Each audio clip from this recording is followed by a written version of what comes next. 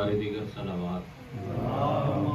الشیطان الرجیم بسم اللہ الرحمن الرحیم الحمد للہ الذی لا یبلغ مدحتہ القائلون ولا يعصي نعمه العبدون ولا يؤدي حقه المجتهدون الذي ليس لصفته حد معدود ولا نعت موجود ولا أجل ممدود الذي فطر الخلائق بقدرته ونشر الرياح برحمته ثم الصلاة والسلام على أشرف الأنبياء والمرسلين والقاسم مصطفى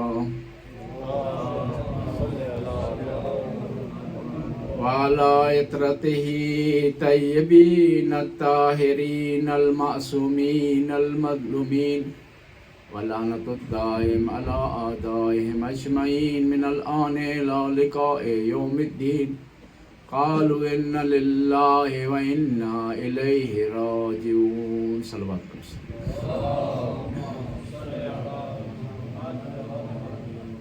آج 10 محرم ہے، یوم عاشور ہے۔ آپ آسانی سے یہاں آرام سے تشریف فرما ہیں، لیکن نواس رسول نے یہ دن بڑا مشکل سے گزارا ہے۔ شہزادہ علی اکبر کی اذان کے بعد امام نے اپنے سپاہیوں کو منظم ہونے کا حکم دیا۔ امام نے اپنی فوج کو 3 حصوں میں تقسیم کیا: میمنہ، میسرہ اور قلب لشکر۔ میمنہ حوالے کیا زہیرکین کے، اور میسرہ حوالے کیا حبیب ابن مظاہر کے، اور عباس سے کہا عباس تو میرے حکم کا منتظر رہے گا۔ اور امام نے جنگ شروع کرنے سے پہلے آرڈر کیا کہ تمام خیموں کو ایک جگہ اکٹھا کر دیا جائے تاکہ خیموں کی حفاظت کرنے میں آسانی ہو، اور امام نے اپنے خاص سپاہیوں کو خیمے کے قریب مامور کر دیا کہ دشمن خیموں کے قریب نہ آنے پائے۔ امام علیہ السلام خیموں کے قریب کرنے کے بعد امام نے اپنی فوج کو 2 حصوں میں تقسیم کیا: گھوڑ سوار اور پیادہ۔ 40 افراد وہ مقرر تھے جو پیادل جنگ کر رہے تھے، اور 32 افراد وہ تھے جو گھوڑے پر سوار تھے۔ اس سے پہلے کہ میدان میں داخل ہوں، امام نے اپنے تمام اصحاب کو اکٹھا کیا اور ایک خیمہ برپا کیا جہاں اصحاب نے اپنے آپ کو حنوط کیے شہادت کے لیے تیار ہونے کے لیے۔ دیکھیں، جب دنیا سے کوئی جاتا ہے نا تو اس کو غسل دیا جاتا ہے، غسل کے بعد حنوط کیا جاتا ہے اس سے، یعنی اس کی 7 جو سجدگاہ ہیں، سجدے کی جگہ ہے، وہاں پر جو حنوط کیا جاتا ہے اور کافور لگایا جاتا ہے۔ امام کے اصحاب نے بھی اپنے آپ کو تیار کے لیے، کس کے لیے؟ حنوط کیا اور شہادت کے لیے تیار کیا۔ حالانکہ یہ ہوتا ہے کہ جو شہید میدان میں جاتا ہے نا تو پہلے غسل کرتا ہے، غسل شہادت، لیکن شہداء کربلا نے غسل شہادت نہیں کیا۔ کیوں نہیں کیا؟ پانی نہیں تھا۔ اگر پانی ہوتا تو ضرور غسل شہادت کرتے۔ حنوط کرنے کے بعد امام کے ساتھی آگے ہیں میدان میں، اور امام جب میدان میں داخل ہوئے تو امام نے دعا کے لیے ہاتھ بلند کی، اور یہ بڑی بہترین دعا ہے۔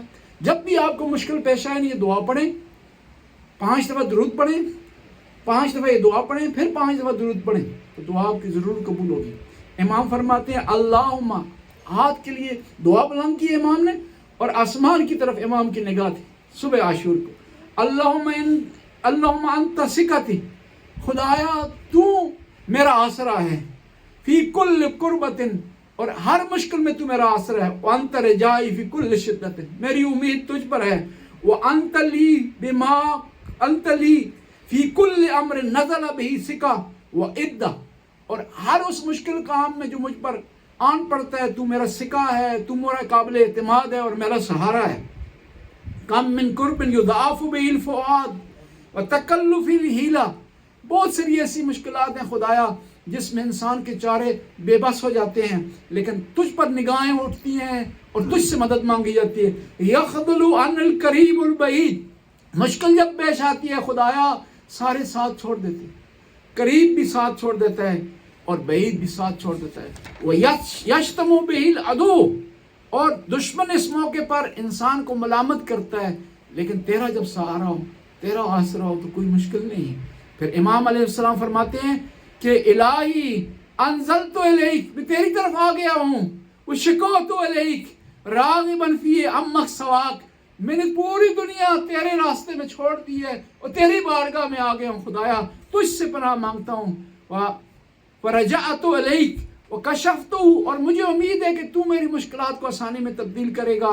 وانت ولی لکل نعمت، خدایا لکل نعمت، خدایا تو میرا ولی ہے اور میرا آسرا ہے اور تمام نعمتیں تیری طرف سے ہیں. وصاحب کل حاجت، اور تو ہر حاجت کا بیان لانے والا ہے. امام نے یہ دعا کی ہے. اب دعا کے لیے امام نے ہاتھ نیچے نہیں کیے تھے تو دشمن کی طرف سے تیر آیا، پہلا تیر، اور عمر سعد ملعون نے تیر پھینکتے ہوئے یہ کہا کہ اے فوج گواہ رہنا امیر کے نزدیک. عمر سعد نے کہا عبید اللہ بن زیاد کے پاس گواہی دینا کہ میں وہ پہلا آدمی تھا جس نے حسین کے لشکر کی طرف تیر پھینکا ہے. تیر پھینکنے کے بعد جب تیر پھینکا ہے شمر نے، تو مسلم بن اوسجہ آ گئے میدان میں اور آ کر کے گواہی دے کر مولا کی ولایت کی، دشمن پر ٹوٹ پڑے ہیں. روایت کے الفاظ ہیں بوڑھے تھے، عمر رسیدہ تھے، کمر میں طاقت نہیں تھی، لیکن میدان میں جوانوں کی طرح ڈٹ کر لڑ رہے تھے. کہتے ہیں کہ کئی ظالموں کو فنار کیا مسلم بن اوسجہ نے، اور اس طرح محسوس ہو رہا تھا جس طرح جوان میدان میں لڑ رہا ہے. اور جب ایک ایک آ کر مقابلہ نہیں کر سکتے تھے نا، عمر سعد نے آواز دی کہ اکیلے اکیلے مت جاؤ مسلم بن اوسجہ کے مقابلے میں، اکیلے اکیلے نہ جاؤ، مل کر حملہ کرو. مل کر جب حملہ کیا، کہتے ہیں مسلم بن اوسجہ شہید ہو گئے. پھر باری آئی حر کی، اور آئے امام حسین کی بارگاہ میں، کہا مولا مجھے اجازت دے، میں لڑنا چاہتا ہوں، میں چاہتا ہوں پہلا شہید ہوں آپ کی بارگاہ میں مسلم بن اوسجہ کے بعد پہلا شہید بننا چاہتا ہوں. اور آئے میدان میں جنگ کی شہادت نصیب ہوئی. امام حسین گئے حر کی لاش پر، لاش کو اٹھایا گود میں اور بلند آواز سے امام روئے. اب جنگ شروع ہو گئی. دشمن نے ایک دفعہ زبردست قسم کے چاروں طرف سے حملہ کر دیا. جب چاروں طرف سے دشمن نے حملہ کیا نا، تو اس پہلے حملے میں امام کے 50 ساتھی شہید ہو گئے. پہلے حملے میں 50 ساتھی شہید ہوئے ہیں، اور 50 ساتھیوں کی شہادت کے بعد امام کے ایک ایک ساتھی آتے رہے، امام سے اجازت لیتے رہے.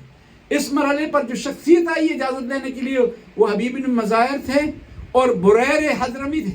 امام نے ان دونوں کو اجازت نہیں دی، کسی اور ساتھی کو میدان میں بھیجا. کیوں اجازت نہیں؟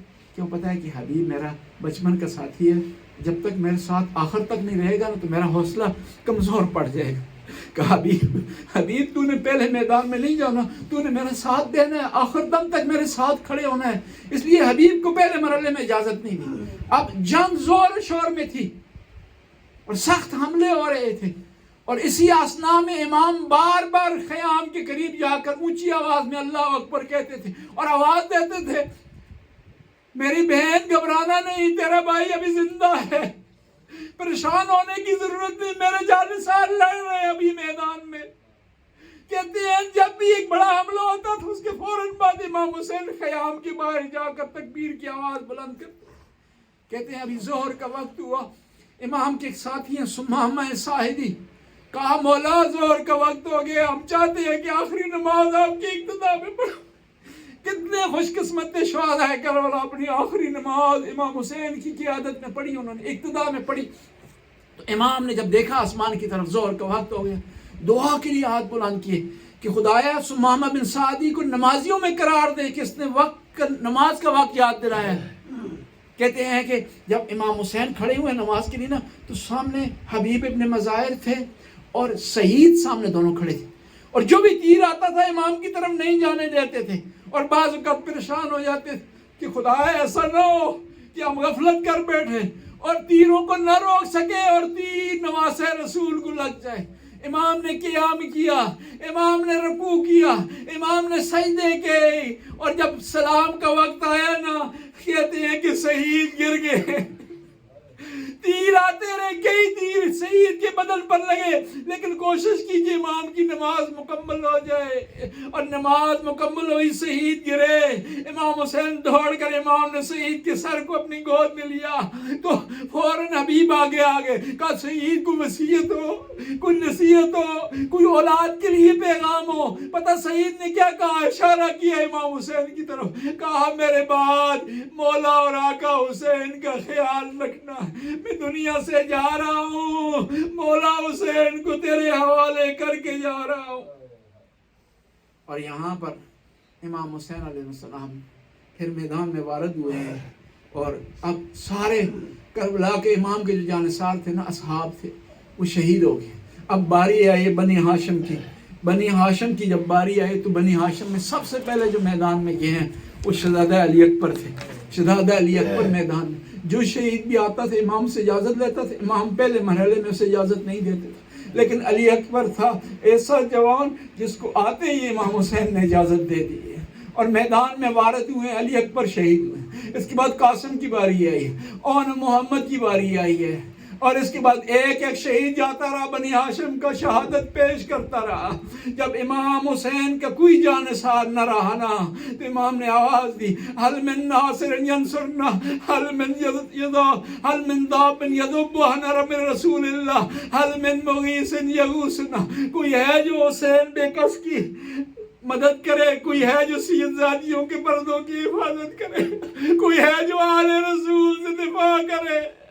کہتے ہیں جواب نہیں آیا، وَنَظَرَ إِلَىٰ يَمِينِهِ وَشِمَالِهِ۔ امام نے اپنے دائیں طرف دیکھ، بائیں طرف دیکھ، جب جواب نہیں آیا نا، گنج شہداء میں گئے، کہا او میرا عباس تو کیوں نہیں جواب دے رہا، اور میرا علی اکبر کیوں جواب نہیں دے رہا، اور حبیب ابن مظاہر دیکھ تیرا آقا و مولا اکیلا رہ گیا ہے۔ جب جواب نہ آیا نا، ایک ایک خیمے میں گئے، علی اکبر کے خیمے میں گئے، دیکھا علی اکبر نہیں ہے، خیمے کے ستون کو گرا دیا، قاسم کے خیمے میں، قاسم کو نہ پایا، ستون کو گرا دیا۔ اب امام خیموں سے گزر رہے تھے، ایک ظالم نے ایسا تیر مارا امام کی پیشانی پر لگا۔ آئے ہیں بہن کے خیمے میں، بہن کے خیمے میں باہر کھڑے، کہتے ہیں بہن میرے ماتھے میں زخم آ گیا ہے، اگر کوئی پٹی ہو تو مجھے دے دے۔ بی بی نے کہا بھائی اندر آئے، میں نے بڑی پٹیاں باندھی ہے، میری ماں کا پہلو زخمی ہوا تھا تو میں نے پٹیاں باندھی، میرے بابا کا سر زخمی ہوا تو میں نے پٹی باندھی تھی، جب حسن منائی کے جنازے پر تیر لگے تھے نا، میں نے نکالے تھے۔ بھیا میں گھبرانے والی نہیں ہو، پریشان ہونے والی نہیں ہو، اندر آ بھیا۔ جب اندر آئے امام حسین نے دیکھا کہ بیویاں جمع ہے ساری خیمے میں، کہتے ہیں وہ جمع ہونا و بکا علیہن، امام کو دیکھتے ہوئے بیویوں نے رونا شروع کر دیا۔ کہتے ہیں بیویاں جب رو رہی تھی، امام تمام بیویوں کو تسلی دے رہے تھے، لیکن ایک دفعہ امام کی نگاہ بی بی سکینہ پر پڑی تو برداشت نہ کر سکے، کہ سکینہ مجھے معاف کرنا، میں آپ کو یہاں لے آیا ہوں، آپ کو پلٹا نہیں سکتا، سکینہ تو نے اس بیابان میں رہنا ہے، اور سکینہ جب تو جائے گی نا کوفہ سے شام، تو لوگوں کو تو نے بتانا ہے کہ تیرا بابا بے عصا مارا گیا۔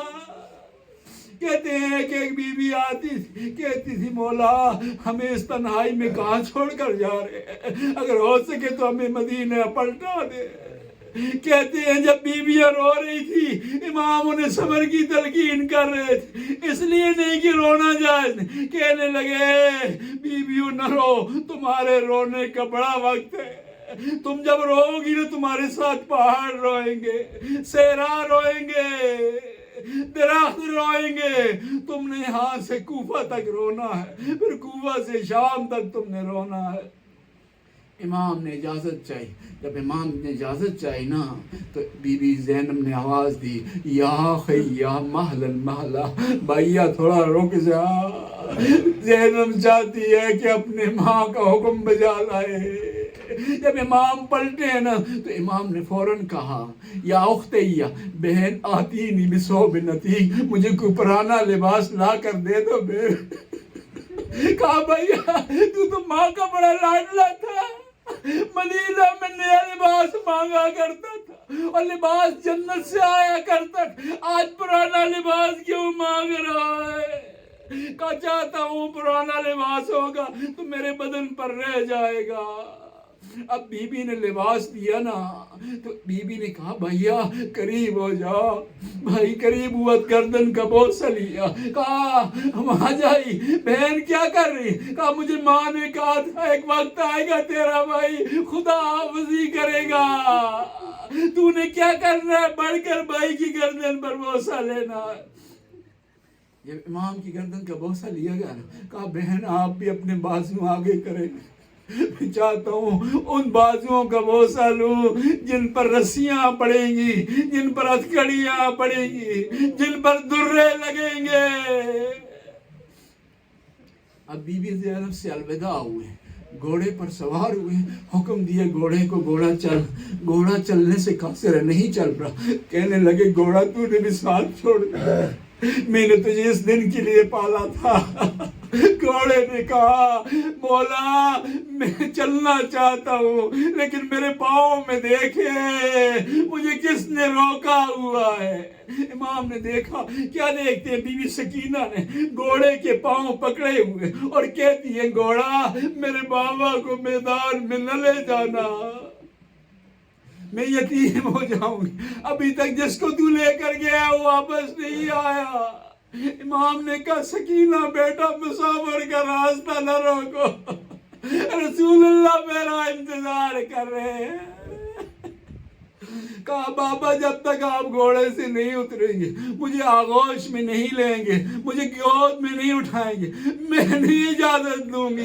امام اترے ہیں گھوڑے سے، وہ امام جو جلدی میں تھا بیٹی کا رونا برداشت نہ کر سکا، گھوڑے سے اترے ہیں امام، سکینہ کو گود میں لیا، کہا بیٹا سکینہ بتاؤ کیا بات ہے؟ کہا بابا جب مسلم میں نکیل کی شہادت کی خبر پہنچی تھی نا، میں نے دیکھا تھا کہ آپ نے مسلم کی بیٹی سے پیار کیا تھا، اس کو گود میں بٹھایا تھا، اسے لاڈ کیا تھا۔ بابا مجھے بتائیں کہ آپ کی شہادت کے بعد بھی مسلم کی بیٹی کی طرح مجھے کوئی لاڈ کرے گا، مجھے گود میں اٹھائے گا، مجھے پیار کرے گا؟ تو امام نے کہا سکینہ بیٹا ایسا نہیں ہوگا، اس طرح مسلم کی بیٹی کے ساتھ ہوا ہے۔ کہا سکینہ بیٹا اجازت دو۔ امام آئے ہیں میدان میں، کبھی میمنہ پر حملہ کر رہے ہیں، کبھی میسرہ پر حملہ کر رہے ہیں اور دشمن کو پیچھے بھگا رہے ہیں۔ دشمن حملے اور امام کے حملے کی طاقت نہیں رکھتا۔ کہتے ہیں جب امام بار بار حملہ کر رہے تھے نا، دشمن بھاگ رہا تھا، صدائے آسمانی آئی ایوہت النفس المطمئنہ، اے نفس مطمئنہ اپنے پروردگار کی طرف پلٹا، خدا تجھے بلا رہا ہے۔ یہ کہنا تھا کہ دوڑتے ہوئے زلزلہ کی زین سے امام حسین زمین پر آگے، مومنین کرام آپ نے سن لیا، میں نے بیان کر لیا، لیکن دوڑتے ہوئے گھوڑے کی زین سے زمین پر اترنا کوئی آسان کام نہیں ہے۔ اب گھوڑے کی زین سے زمین پر آئے ہیں نا، کتنا وفادار گھوڑا تھا، گرد اس نے چکر لگانا شروع کر دیا۔ کہا مولا اجازت دے، میں گھٹنے کے بل جھکتا ہوں، آپ سوار ہو جائے۔ کہا سوار ہو کر کیا کروں؟ کہا جو حکم دیں گے میں بجا لاؤں گا۔ کہا کہاں لے جائے گا؟ کہا اگر چاہیں گے تو مدینہ لے جاؤں گا، یمن لے جاؤں گا۔ امام نے کہا گھوڑے تو نے انصاف نہیں کیا، میں اپنی بہنوں کو اکیلا چھوڑ کر مدینے نہیں جا سکتا ہوں، میں تک کو تنہا نہیں چھوڑ سکتا ہوں اپنی بہنوں کو۔ بڑی کوشش کی گھوڑے نے کہ امام کو سوار کر، کبھی جھک رہا ہے، کبھی دائیں طرف جھک رہا ہے، کبھی گھٹنے ٹیک رہا ہے جب امام سوار نہ ہو سکے نا، کیا دیکھتے ہیں اس طرف سے ظالم آیا۔ جب امام حسین زمین پر تھے نا، گھوڑے کی زین سے زمین پر آئے تو امام علیہ السلام کو یہ پتہ نہیں چل رہا تھا کہ آپ کی روح پرواز کر چکی ہے یا آپ زندہ ہے۔ ظالموں میں یہ فیصلہ کرنا مشکل ہو رہا تھا کہ امام زندہ یا روح پرواز کر چکی ہے۔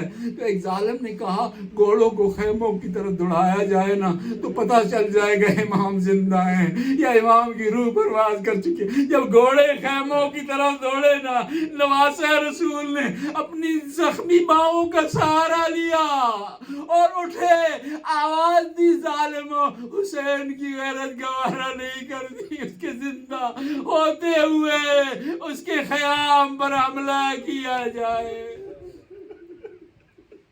اب ایک ظالم آیا، ابن سعد نے ایک ظالم کو بھیجا، وہ واپس چلا گیا، دوسرے کو بھیجا، وہ برداشت نہ کر سکا، آخر میں شمر کو بھیجا، جب آیا نا پتھروں پر خنجر کو مار رہا تھا اور کن کر رہا تھا، جب قریب پہنچا ہے نا، کہتے روایت کے الفاظ ہے وہ جلس علی صدری، میں ترجمہ نہیں کرتا، وَأَخَذَ بِاللَّحِيَتِهِ، اور جب بی بی زینب کو پتا چلا، مومنین اکرام جو کربلا گئے ہیں نا وہ جانتے ہیں خیام اور طلحہ زینبیہ کے درمیان فاصلہ کتنا ہے۔ جب بی بی کو پتا چلا نا کافی دیر ہو گئی ہے، میرا بھائی پلٹ نہیں آیا، دوڑتی ہوئی آئی طلحہ زینبیہ، جائے آئی ہے نا تو کہتی ہے بھائی ماں جایا، مجھے دکھائی نہیں دیتا، مجھے آواز دے، تو کہاں ہے، مجھے پتا چلے کہ میرا بھائی کہاں ہے۔ زمین کو حکم دیا زمین بلند ہو جا تاکہ اپنے بھائی کو دیکھ سکوں، اور امام نے زمین کو حکم دیا کہ زمین نیچے چلی جا تاکہ مجھے آخری وقت بین نہ دیکھ سکے۔ اب اس ضربیں چلی ہیں، کہتے ہیں کہ انبیاء موجود تھے کربلا، ایک ایک کر کے کربلا کو چھوڑ گئے، آخر میں محمد مصطفیٰ رہ گئے۔ کہا فاطمہ تو جان اور تیرا بیٹا جان ہے، میں برداشت نہیں کر سکتا ہوں۔ تو ماں کی آواز آئی، حسین بیٹا تیری ماں مدینہ سے تیرے ساتھ چلی تھی، اب کربلا میں موجود ہے۔